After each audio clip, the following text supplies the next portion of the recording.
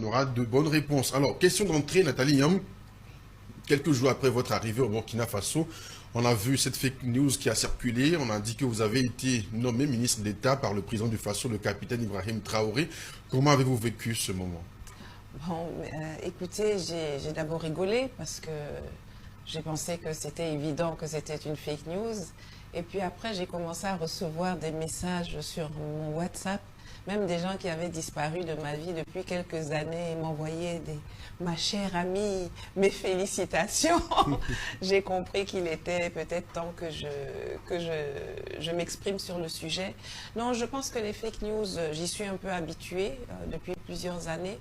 Je pense que celle-ci particulièrement avait pour objectif de détourner l'attention et l'énergie des gens de ce qui était important, de ce qui se passait, c'est-à-dire la cérémonie d'inauguration du mausolée, donc la célébration de Thomas Sankara, la riposte des VDP et des FDS militaires à l'intérieur du pays.